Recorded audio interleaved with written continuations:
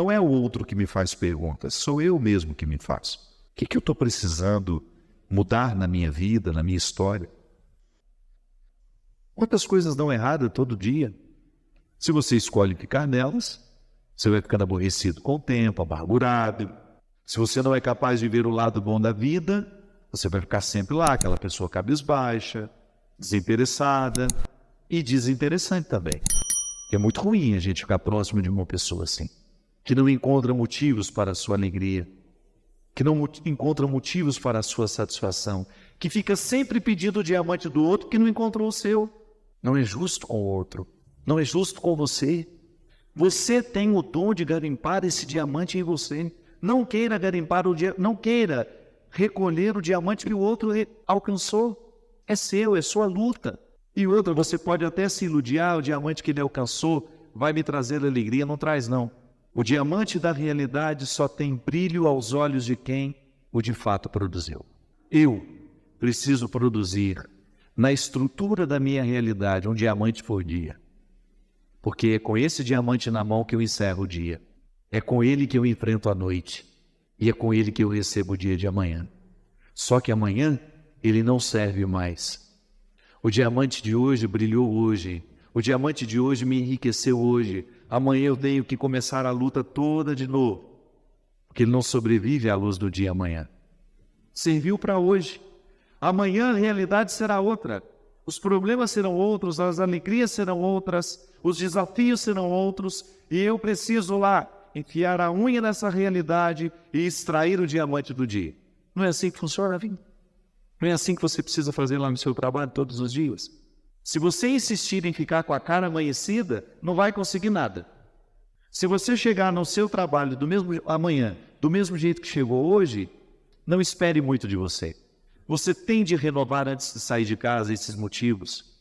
Se nós não renovamos esse diamante diariamente, ele vai perdendo brilho, aí nós vamos ficando com aquela pedra morta na mão, desanimados, sem vida, sem alegria, sem dinamismo, sem elan vital, como dizia a filosofia. O que é o elan vital? É esse visgo, essa força que nos prende a tudo aquilo que é vivo, esse visgo que vai nos prender à dinâmica da existência, que não nos deixa esmorecer, apesar de todos os problemas que possam ser próprios dessa vida. Muitas vezes na nossa vida nós estamos levando uma sacola de pedras sem perceber. É que a gente corre o risco de se acostumar com o incômodo. É impressionante. Quando nós nos acostumamos com o ódio fica tão incorporado na nossa vida que a gente já não sabe mais que está odiando o tempo todo. Porque a gente se ocupou demais daquela pedra pesada, a gente se acostumou com o peso dela. Livrar-se desses excessos, minha gente, é muito importante para a nossa saúde espiritual, psíquica, emocional, tudo. A nossa saúde física depende dessa leveza. E é interessante que nós vamos levando esses pesos, muitas vezes justamente porque não refletimos sobre eles. Muitas vezes nós não fazemos a faxina desses sentimentos, né? Nós vamos nos acostumando gradualmente com essas pedras que nós vamos levando. De repente, tem 20 anos que aquela pessoa me magoou, eu ainda guardo aquela pedra no meu coração, eu ainda levo aquele peso comigo e já não sinto nem que estou levando mais, porque ficou incorporado. Mas de alguma maneira me adoece, porque me pesa. Então hoje é mais uma oportunidade que Deus tem de curar a nossa maneira de ouvir e a nossa maneira de falar. Você sabe que às vezes nós convivemos com uma pessoa que nos é difícil, e se a gente não modificar a maneira como nós ouvimos aquela pessoa, nós nunca vamos ser capazes de viver uma reconciliação com ela. Porque nós ouvimos sempre da mesma forma. Nós já estamos com os ouvidos viciados, nós já achamos que ela sempre vem nos dizer a mesma coisa. E motivada pelos mesmos sentimentos, pelas mesmas razões. Quando você abre o coração para deixar que o outro tenha a possibilidade de ser diferente de você, diante de você, você pode até ouvir diferente o que ele lhe diz. Perdoar, às vezes, consiste em ouvir diferente aquilo que você ouve todos os dias. Ou olhar diferente aquilo que você olha todos os dias. Falar diferente aquilo que você fala todos os dias. Muitas vezes nós escutamos desaforo, as pessoas são injustas com a gente, não é? Às vezes as pessoas dizem coisas horríveis sobre nós. Aquilo nos machuca. Agora, eu sou livre para escolher dormir com aquilo que me machucou ou fazer a minha faxina e deixar que aquilo vá no banho que tomo, né? Às vezes o banho ele pode ser terapêutico. Entra debaixo do chuveiro e ele pode ser a sua oração. Pode ser, Senhor, assim como essa água está lavando o meu corpo, eu quero que todos os meus olhos, todos os meus ressentimentos sejam jogados fora neste momento. E aí um bom exercício, sabe o que é? É você esquecer aquele sentimento ruim que a pessoa lhe causou. Como? Ocupando com coisas boas. Por isso é bom sempre ter um livro na beira da cabeceira, né? Para você abrir. Ou às vezes escutar uma música boa que você sabe que vai preencher a sua cabeça, que vai preencher a sua mente, o seu coração.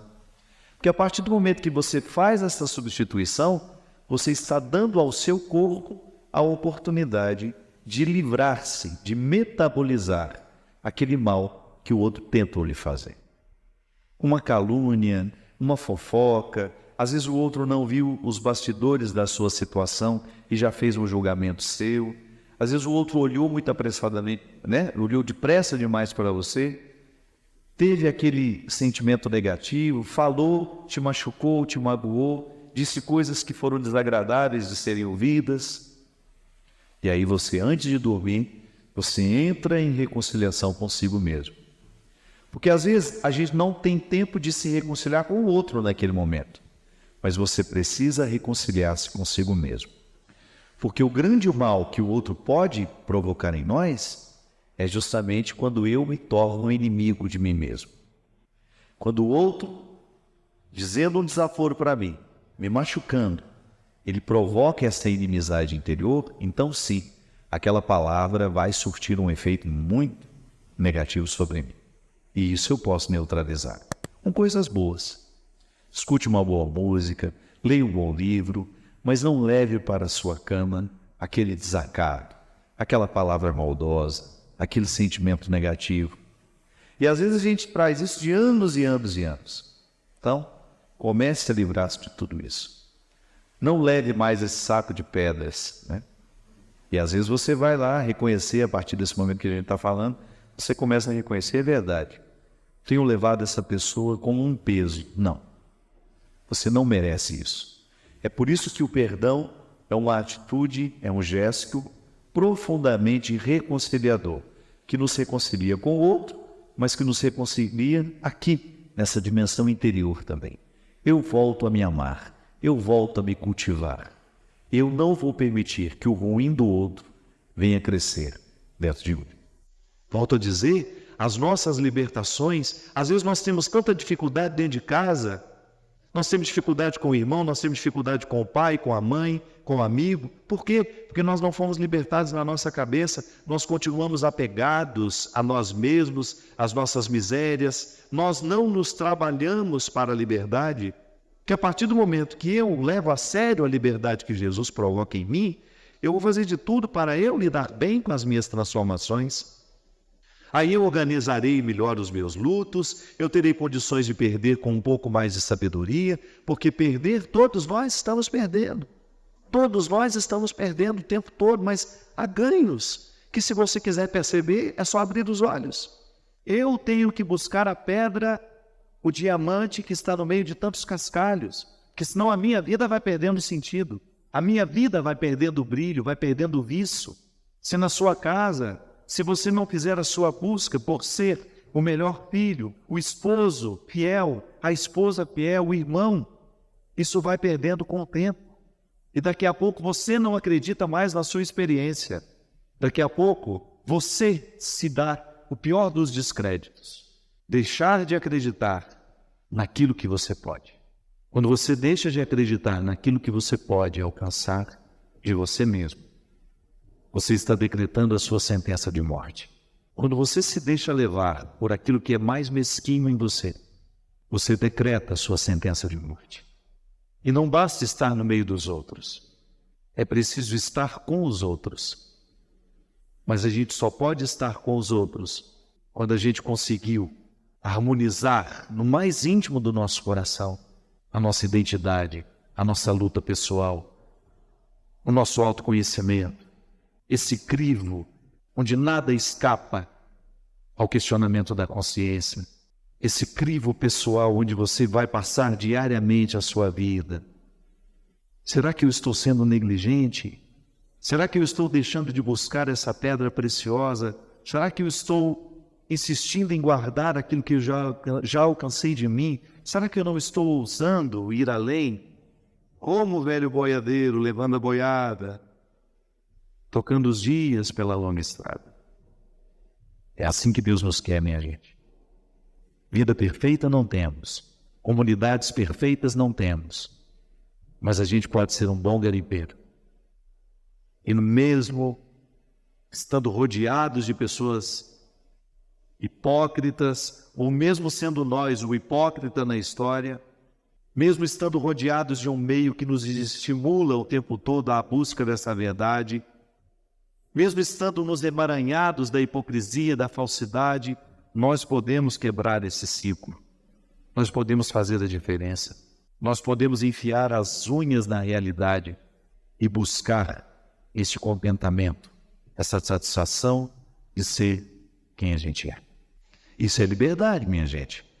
Quando você permite que a graça de Deus lhe alcance com todas as suas possibilidades, com todas as suas consequências, você começa a adentrar um território de mais leveza, você começa a dispensar um pouco os pesos que às vezes a gente faz questão de levar, porque é impressionante como nós somos pouco inteligentes, para não dizer que nós somos burros. Como nós insistimos em levar fardos que não acrescentam à nossa vida em nada. E não pode ser livre aquele que se amarra em fardos. Não pode descobrir a graça da liberdade interior aquele que se apega a situações, a pessoas, a coisas. É por isso que o convite de Jesus a todos aqueles que se aproximam, inclusive é o evangelho de hoje, né? Se você leu, eu não sei se você participou da Eucaristia hoje, ou se você teve a oportunidade de acompanhar a liturgia da palavra, hoje é aquele momento em que Jesus diz que se você quiser vir, você terá que abrir mão dos seus contextos para descobrir o contexto dele. Você traga você e a partir do momento que você se apresenta a ele, ele vai fazer uma grande obra na sua vida. Minha gente, toda vez que Jesus nos coloca diante de uma realidade que precisa ser transformada, o primeiro a ser beneficiado somos nós. Porque às vezes a gente fica interpretando, né? Que Deus egoísta é esse que fica querendo que eu seja como Ele quer que eu seja? Não. É que a consciência de Deus sobre o que eu posso ser é muito mais iluminada do que a minha. Deus sabe muito mais do que eu sei, do que eu posso ser. E o seu querer para mim é que eu esgote essas possibilidades ao máximo. Eu preciso elevar à categoria máxima as minhas possibilidades, porque Deus sabe que eu posso.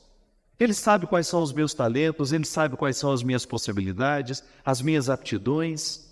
Mas eu posso correr o risco de morrer sem ter descoberto, porque não cravei as unhas na matéria-prima da minha realidade. Não cravei as unhas para poder arrancar todos os excessos que tantas vezes me afastam daquilo que eu posso ser.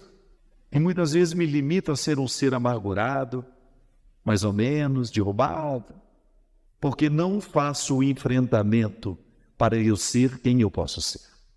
Um bom cristão é aquele que todos os dias antes de dormir faz o seu exame de consciência, como eu tantas vezes já disse aqui, que é aquele exercício que a minha mãe me ensinou, de passar a limpo a vida que eu estou vivendo, pensar quais foram as palavras que hoje eu disse que puderam ter ofendido alguém, que eu escrevi, o que eu fiz hoje que possa ter magoado, machucado alguém, qual foi o meu gesto de intolerância ou o meu gesto de falta de caridade, e também aquilo que foi bom. O meu exame de consciência me coloca diante de mim. A liberdade interior, minha gente, ela vai colocando você em paz com a vida, sabe? você vai ficando mais leve para conviver, você vai percebendo o que realmente importa, onde é que você tem que pôr o seu empenho. Às vezes a gente passa um tempo da nossa vida insatisfeito, amargurado por causa de bobagens. Por quê? Porque nos falta liberdade interior. Tá, padre, mas o meu contexto me escraviza. Me desculpe, eu só acredito na liberdade. Não há ninguém nem nada que possa escravizar uma mentalidade de alguém que realmente quer ser livre. É igual naquele filme, Um Sonho de Liberdade, quando aquele homem passou tantos dias na solitária, preso ali. Quando ele saiu de lá, perguntaram, como é que você suportou ficar lá? Ele falou, foi tranquilo, eu ouvi música o tempo todo. Aí o outro disse, mas como? Lá nem música existe? Elas estão todas na minha cabeça. É na cabeça que a gente é libertado. É por isso que é aqui que Deus acontece. Quando Deus entra na minha mentalidade, quando Deus modifica o meu jeito de olhar para mim, o meu jeito de olhar para o mundo, Ele vai modificar naturalmente o meu jeito de olhar para aqueles que estão ao meu lado, Ele vai modificar o jeito como eu olho para as minhas restrições, para as minhas perdas. E aí, outro destino não há. A ser buscado, a ser conquistado, a ser experimentado, a não ser a satisfação. Apesar de tantas dificuldades, a gente poder sorrir e dizer, a vida está valendo a pena. Porque a minha cabeça está me ajudando a fazer valer a pena. Porque felicidade é assim, minha gente. Ela deveria ser um processo muito simples em nós. Mas nós vamos nos acostumando a colocar tantos obstáculos à nossa felicidade que, de repente, nós estamos inviabilizando a possibilidade de sermos felizes, ainda que sejamos capazes disso. Porque por mais que a vida seja difícil, ninguém está fora da possibilidade de ser feliz. Apesar de todos os problemas que tem, de todos os limites que precisa enfrentar, faz parte da nossa condição humana. Ninguém tem vida perfeita. Nenhum de nós temos a perfeição nos rodeando e nos acariciando. Não. O tempo todo nós precisamos enfiar a mão na terra e cavar essa realidade onde lá nós podemos nos sentir um pouco mais felizes. Porque felicidade é a satisfação que nós podemos ter de ser quem nós somos. Não é outra coisa. Eu deitar a cabeça no travesseiro depois de um dia vivido, de funções cumpridas, de dificuldades enfrentadas, de amores vividos, de ódios também sentidos. Eu deitar a cabeça no meu travesseiro e dormir satisfeito com aquilo que eu consegui alcançar de mim. A vida não será perfeita. Então eu não tenho o direito de projetar a minha felicidade somente para quando tudo estiver perfeito. Não, a gente vai morrer e isso não será possível. A felicidade é um projeto que carece diariamente de empenho. Porque senão não vai, não dá certo. A gente não chega lá. Não temos mais tempo a perder. Então o estar vestido de sacos e coberto de cinzas é uma referência a essa verdade, a esse despojamento, por exemplo, que uma pessoa que sabe que vai morrer está vivendo. Ela está experimentando a sua verdade nua e crua. Pergunte a ela o que interessa agora. Pergunte a ela quais são os projetos que ela tem, quais são os sonhos. Nada é muito longe. Tudo está muito logo aqui. Não há tempo para o muito longe. Não há espaço para o daqui um tempo, não é tudo agora. O saber que vai morrer coloca-nos diante de uma urgência que nós deveríamos ter aprendido ao longo da vida. Sim, porque só quando estamos diante do que de fato importa é que a gente é capaz de separar o que pode esperar do que não pode. O estar vestido de sacos e coberto de cinzas é justamente estarmos no eixo da verdade, onde o ter não importa, mas o ser. É a gente retirar tudo o que nós usamos no dia a dia e a gente focar naquilo que a gente é. Sim, a felicidade, ela comporta também dimensões materiais da vida. Mas não se engane. Depois de ter o que é material, se não há um significado espiritual para aquilo que se tem, vira prisão para nós. Você vai viver para administrar o que você construiu, não para desfrutar. E é muito triste viver para administrar. Em uma linguagem um pouco mais tosca, me permita, às vezes a gente vê pessoas que são como cães amarrados nos bens que têm. Vive ali para vigiar. Carro não pode ter um arranhãozinho. Se ele perceber que tem um arranhão, ele já não dorme à noite. Ele já quer no outro dia e resolver aquele problema. É um apego exagerado. Faz a felicidade depender de tudo aquilo que é material. Aí você chega a um momento que você até precisa perguntar, né? Quem é de quem? É o carro que é meu ou eu sou do carro? As coisas, elas vão criando um contexto para nós que é de aprisionamento. Por mais livre que a gente seja, a gente sempre tem um certo e, às vezes, alguns moderados, outros um exagerado apego às coisas. Aliás, quando a gente vai morrer, quando a gente sabe que está próximo de morrer, muito nos pesa o saber com quem ficarão as coisas. Quem tem esse dilema. Às vezes, quando nós estamos... Uma pessoa que foi livre, por exemplo, dos bens materiais, quando se aproxima ao fim, ela vai ficar muito mais conflituada com como ficarão as pessoas. O filho que deixou, né? Agora, quando existe um apego material, a pessoa ela fica muito mais preocupada com quem ficarão as coisas do que como ficarão as pessoas. Então, diferente da riqueza material, a riqueza espiritual ela não ocupa espaço. Pelo contrário, ela varre espaços dentro de nós. Falta de liberdade interior nos faz ficar cada vez mais apegados. Por que eu digo que talvez seja um dos maiores sabores humanos, do ponto de vista espiritual ou afetivo, que o ser humano pode experimentar é a liberdade.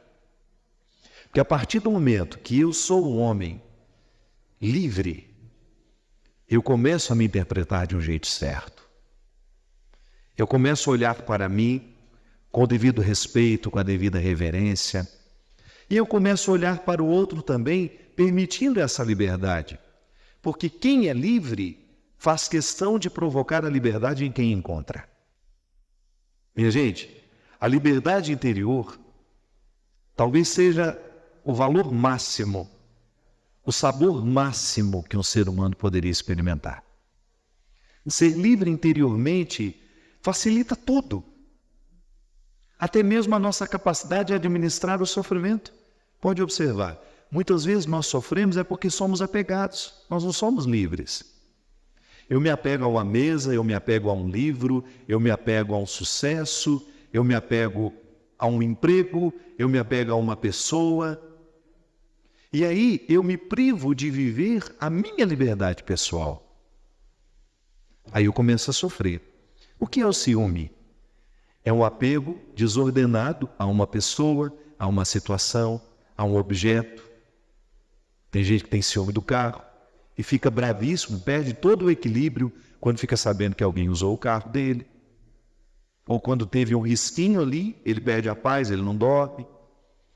Nós nos apegamos a situações, nós nos apegamos a pessoas, nós nos apegamos a status. Nós nos apegamos até à imagem que temos. Tem gente que não aceita o processo do envelhecimento porque tem um apego à imagem que tinha na juventude. A satisfação é um diamante que nós vamos encontrar todo dia, no meio dos cascalhos. Porque se você resolve prestar atenção naquilo que deu errado, você vai se distrair com os cascalhos e você nunca vai chegar ao diamante da realidade. E eu gosto particularmente de usar muito mais o termo realizado do que feliz. Eu preciso me realizar como pessoa. Eu acho que a palavra realização, ela inspira um pouco mais do que felicidade. Eu ser um homem realizado, mesmo tendo problemas, estou no lugar certo, fazendo a coisa certa. Por isso vou dormir bem. Por isso vou estar satisfeito com as lutas que eu preciso enfrentar. Porque dificuldade todo mundo tem. Não é no seu trabalho que tem dificuldade, mas não. Você pode até no primeiro momento se iludir achando que você tem mais problemas do que eu.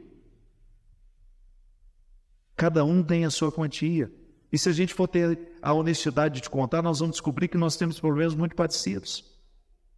Agora, você precisa enfrentar os seus problemas. Eu não posso enfrentá-los por você. Eu preciso enfrentar os meus problemas. Eu tenho lá, na estrutura da minha vida, os problemas que são próprios da minha vida, que são próprios do meu ser, da estrutura que me cerca. E preciso administrar diariamente tudo isso para que eu tenha o direito de extrair a satisfação de ser quem eu sou. Da mesma forma como uma árvore precisa enfrentar o inverno, se ela não se despojar das folhas e concentrar toda a sua essência na raiz, ela morre. Ela não suporta o tempo da dificuldade, do despojamento. Mas é vivendo despojada nesse tempo que ela se prepara para a primavera. E depois volta com toda a beleza renovada.